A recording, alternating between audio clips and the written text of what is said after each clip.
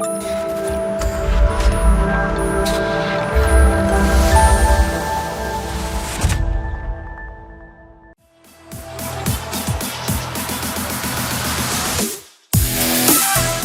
guys, good morning. Good to see you all. I think you said quite a bit about me. I don't know why. So I think the coffee is kicking in, and thanks for Kenny for the absolutely amazing presentation. It brings a lot of pressure on my shoulders to keep up the pace and keep up the interesting part. So I think I'm also respectful for the time because we are running behind the schedule. So my topic is data sustainability, and data is the new oil. This is one of the key word or the phrase which has been overused, especially after COVID. You know, the whole idea about data is the new oil has created a kind of vicious circle and a rat race which organizations are really running towards. Is we want to capture more and more data. But nobody is actually thinking that do we really need that data? Are we actually making our data sustainable? Where this rat race will end, what we're gonna do in terms of sustainability. So the whole idea about data sustainability is actually to bring this thought process now into the equation, because we are already running on petabytes, terabytes, and huge number of data.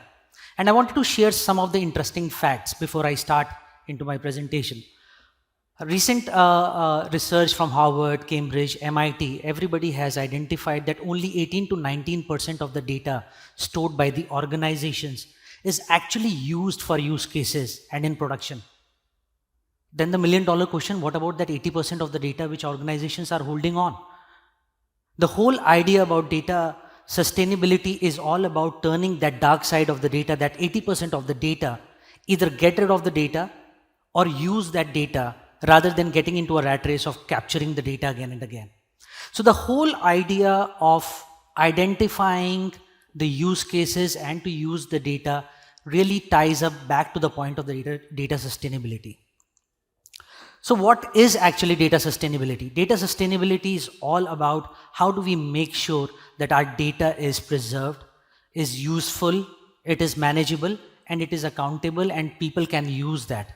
So data sustainability again is one of the topics which is being now linked with ESG. We are talking about sustainability, we are talking about preserving our future. So data sustainability is all about how do we make sure that the data is sustainable. Some of the facts and why should we care about. Very interesting facts. There are so many interesting facts I wanted to bring here, but again time constraint, but I just picked up top 3 which really resonates and I'm very well connected with that. So if you look at the carbon footprint of an average email user, right, is greater than lighting the LED bulbs of for a year. If you look at the cloud now, the infrastructure of cloud has become so big, it has become more than an airline industry. The kind of carbon emissions the cloud infrastructure is talking about. With bigger carbon footprints, if you look at the electricity usage on the cloud and the data infrastructure, right now, the entire electricity of the world, we are consuming 2% of it. By 2030, it will be 8%. And I don't see any way that the cloud infrastructure is reducing, because ultimately everybody is looking for more and more data. And thanks to artificial intelligence and other technologies, smart devices, we are actually getting a lot of easy way to store the data.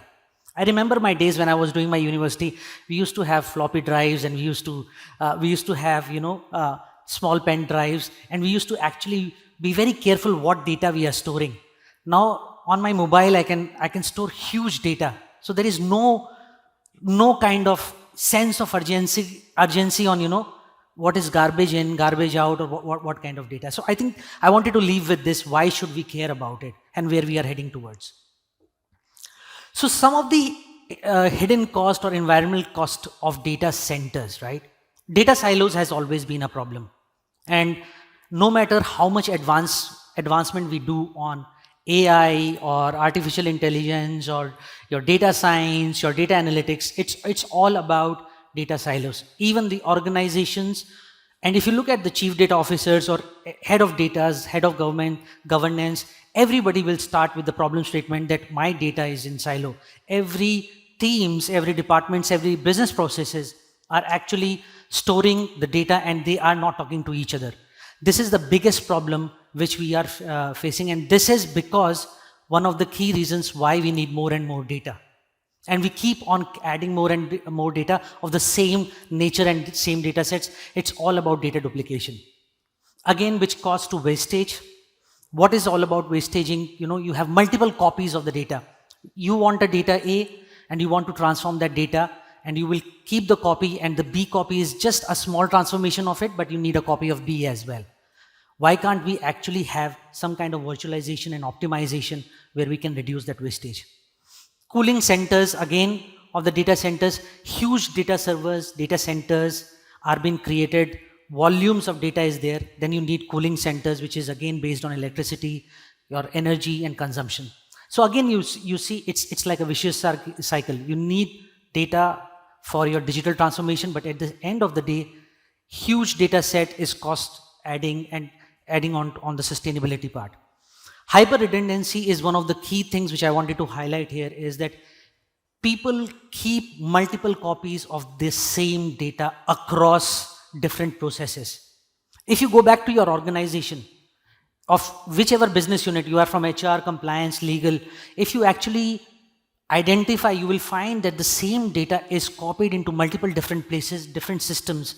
You have different systems to actually most likely connecting on the same data, using the same data. It's just like some transformations, some kind of different lens to it, but again, the underlying fact of data assets remains the same. So what is the cost of data growth? Where we are heading towards? Is the data growth sustainable? I have been in several conferences, but I've never seen anybody talking about how this growth has to be managed, how this growth has to be sustainable. People come with new innovation. People will come in product. Hey, I have a fantastic AI analytics platform. You bring your tons of data. You bring of petabytes of data. I can do real-time analytics. Nobody will say that. Do we really need that much of data to generate insights? Have we actually identified which data asset is required? Have we identified the right data catalogs? Do we have identified why the 80% of the data which is sitting in my organization is not being used, and there is no light of next 5 years or a vision where I will use it? If, to be very honest, somebody asks me that how can I increase the return on investment of my organization, I will simply say, don't waste your time on any product creation or any kind of thing. You just simply get rid of your dark data which you are not using it. You want to save the cloud infrastructure, you will save governance cost, you will save on data management cost, you will save a lot of human resource effort in managing that data which you are not using it. So when you are talking about data growth, and whenever you are talking about your use cases, you should always think about, can I generate the use cases with my existing data asset, or I really need a new data asset or new data capturing in order to generate the data use cases which are there. So the bottom line is, data growth has to be tied up with the right use case, with the right usage. What is the keys to data sustainability? How can we actually maintain our data? How do we do that? If I have to pick one from this slide, I will only go for optimization, because optimization covers all the other aspect. If I have a mindset of optimization, if I have a mindset of operational efficiency, I will be looking at how can I use my hardware in the most optimized way, on need basis. I would actually know about virtualization. Can I run my analytics on virtualization where I don't need huge servers to run? Can I use clean energies for my cloud infrastructure or sustainable energy so that I can actually do that? From a collaboration perspective, can I break the silos and ask use cases to come together and collaborate? I'll give you one of the examples in the practical scenarios is, we have people from HR who really wants to understand the impact of people leaving the organization, which is again a financial, we need some of the financial data. Now, some of the people from HR said that, okay, I think the finance people are not very willing to share their data, so we would like to capture that data into our system. Again, a clear case of duplication. Why they should not be sharing the data when when all are becoming a part of the organization, you need to have a clear defined use case, define data owners. You need to educate the people how the data will be used from a privacy and from a security perspective. I do understand people don't like to share the data, but at the end of the day, if you have the governance and the process in place, you will be able to collaborate. So I think collaboration is one of the things. Innovation is one of the things which is happening in order for data sustainability, which I'm going to cover in next few slides. Duplication, compression, thinning, on-demand analytics, real-time analytics, and I'm sure you will be hearing a lot from the next set of speakers, right? But the whole idea is, whenever we are talking about any use case or data usage, we have to be very clear how can we use the current existing data assets. I don't know how many people in the organization is very familiar, and even some of the organizations which I have worked in previously, how serious they are into their data catalog. How many organizations do publish that this is the full data set dictionary or data catalog we have, right? So that people can know that, okay, for this use case, you can go into this kind of system, and this is the data dictionary, this is the data asset available, and you can use it after seeking the proper permissions. So some of the advancement on the data sustainability, some of the advancement going data greener, I just covered up on like 3 key aspects to it, which is data compression. So right now, we are talking about huge data set. I think compression is something which is not very new, but it has gone to the next level now. We used to always zip our presentations, our documents, and all those things is just an example of compression. But in the case of data compression, what we can do is actually, we can do 2 ways. One is we can identify scientifically and from an AI perspective what are the duplication of data, and then we can actually compress it, and using the algorithms we can actually identify the set of copies where the data are, and on demand when the data is required, it can be decompressed and presented to the stakeholders. Again, thinning and provisioning is something which is on demand, where you can actually make sure your data is available and your provisioning is happening. Again, it's algorithm based, that you can actually provision your data and your thinning, and then you can actually reduce your cloud landscape, your server storage, and again impacts overall. So from a deduplication perspective, again, I was touching about hyper redundancy. It's all about saving, making sure the data assets are not duplicated, they are not copied, and we are using the data assets in the right way, and it's tied up back to the right level of use cases. Okay, what are the challenges in achieving data sustainability? I think one of the biggest challenge which I personally face when I advocate data sustainability within the organization or within the forum or data community is the mindset. The whole idea about data sustainability is that, I have seen people saying, okay, come on, let's capture the data. The cost of capturing the data is negligible. Cloud is so cheap, AWS, Google, Azure, right? We can just go to Semlin Square and buy some hard disk and put it on cloud. So many storage is there, right? Then I'll ask them, what we're gonna do it? Okay, we'll figure it out later. Let's capture it. What's the problem? And some of the people are very passionate about capturing the data. And what they do is they say, okay, I don't know the use case right now, but if the data is there, I can analyze the data and come with the use case. On the surface, it looks very legitimate argument that let's capture the data and then we'll figure out the use case.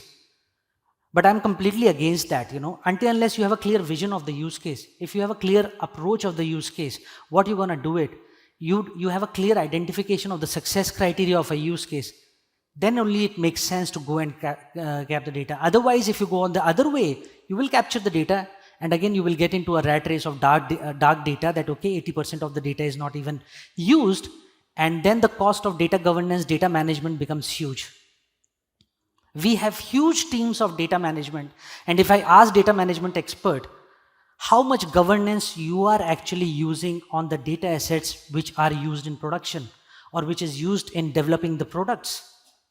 Nobody can answer that, okay, this is X number of data assets out of the pool of data assets, the governance focus is on that. But the governance focus will be entire data set which is not even used in. So why do I need to focus on data governance on the data assets which are not even used in production? Why do I need to have policies in place to make sure that that data is protected which is not even used? Do I need to invest that money and effort? I don't think so. So I think mindset, the culture, the approach of capturing, the approach of designing use case, implementing use case, defining the critical success criteria is one of the key challenges. But again, some of the challenges which is after that is the legacy system, privacy and security of the data, right? Standardization, we do face a lot of challenges. Business glossaries are not there maintained in the organization. Every data asset can be interpreted by different people based on different business processes. So again, standardization is a very big problem in data sustainability. Cost and inefficiency and competing priorities. Competing priorities is one of the things which is always there, okay? There are so many use cases, but which priority becomes, which is my first use case from a priority perspective. So again, all these are the key challenges for the data sustainability. I'm left with 2 minutes, and I think I just wanted to quickly wrap up with last 1 or 2 slides. And I would also like to open up for any kind of questions and discussion, because I'm sure there'll be some interesting questions on that. But I think what we need to do here is, I just want to leave a thought with you, right? Data is important, data is essential, absolutely no doubt about it. Data is the footprint for the digital transformation, no doubt about it. But I just want to implant some of the thoughts in your mind here is that data is critical, and the way we capture the data is very responsible task which we are doing. So whenever we are talking about data, we should be thinking about data sustainability. So bring data sustainability in your equation. That's the only thought, and that's the only ask which I made, or I'll leave a thought with you on this. So I think one of the things which I wanted to leave you is with, the greatest threat is the belief that somebody will do it and there's somebody else's problem in the organization. So I think let's come together and really think that data is the absolutely critical, and we should make sure that our data is also sustainable, and we should be able to make our data speak. So I think that's the key takeaway from my side, and I'm still left with 2 minutes, open for any questions, discussions. Yeah.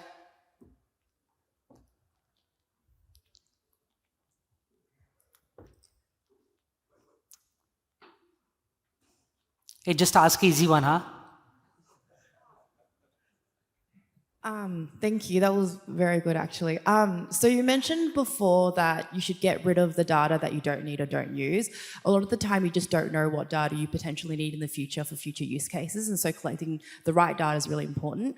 How would you go about thinking about a framework to identify what data you do and don't use for potential use cases in the future that you don't know about right now? I think that's a very interesting question, and I was not expecting that actually. So if my answer is not that great, we can connect offline as well. So I'll try my best. So I think there are 2 ways of dealing with this problem, and the way I deal with this problem is when we do the data cataloging to identify what all data assets we are storing at the organization level, right? There are ways in an automated way which identify which are the data assets which have not been used for last 4, 5, 6, 7 years in the organization, right? So that is one way of identifying that the data which has not been used for so many years, will we be using it? That's a business call which you have to take as with the help of the business, right? Second thing is that future of you require that. Again, it's a very legitimate statement what you made.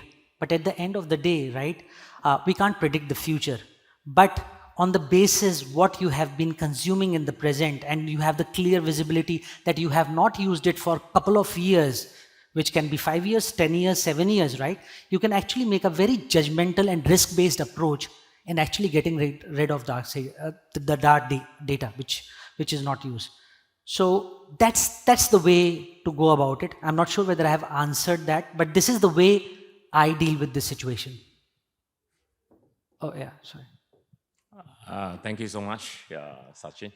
Very, very insightful and very educational. This is Dr. Michael Heng from Energy Corp Global. I just want to ask one question. How do you think blockchain technology could be leveraged for data sustainability, especially in the area of optimization and continuous relevance? Again, very interesting ones. I think from a blockchain perspective, the fundamental from whether it is blockchain or any other technologies is use case driven in the sense, right? How do you and it all boils down from a point that how you are actually making your data shared and used. So basically, I think from a blockchain perspective, again, it comes that sharing and the identification of the use cases. Once you have that kind of clear roadmap and the vision, then you should be able to get that going. That's the whole idea.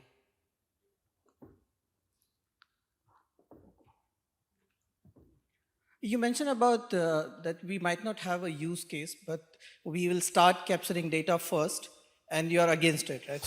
Yeah, that's I'm against it. Yeah, okay, thanks for clarifying that. Yeah. So my point is it not the way to capture data? I mean, we see it like when we start capturing data, then only we'll get more insight, and then we'll find how we can use it or what exactly we can do. So is there any other way without seeing the data to get use case and then go for the capturing?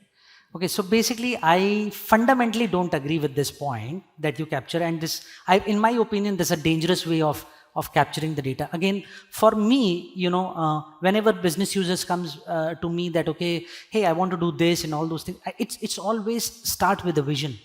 What do you want to do? Or what is your story? Forget about the data, right? Let's not talk about the data. Let's start about the grand plan or the scheme, right? Once you have that kind of vision, the story, the use case which you want to solve, then ideally, the way I do is then the reverse engineering happens, right? In order to achieve to this story or to this vision, what data assets I need. Then the point is, do I have the existing data assets which can help me to achieve this, or do I need to bring additional data asset in order to build that, right? So I think if you say that, let me bring the data first and then discover the use case, I will challenge that, that idea of vision and clarity is lacking. So I think I will fundamentally challenge that. That's my viewpoint. Sorry, I'm on overtime, but okay. Sorry, one last question perhaps. Okay. Thanks for this presentation. It was very, very informative. My question is not related to this presentation, but more, from the organization you are representing, right? Govtech Singapore. So from a data sustainability and environmental sustainability that you talk so much about, passionately about, are there any programmatic ways in which, Govtech Singapore is trying to promote this in the industry, across different industries like banking, heavy data users, banking, e-commerce, etc.? That's my question. Yeah, I think from a organization point of view, I'll not be able to share much detail from a confidentiality perspective, but yes, we are very big on ESG. We are very big on data sustainability.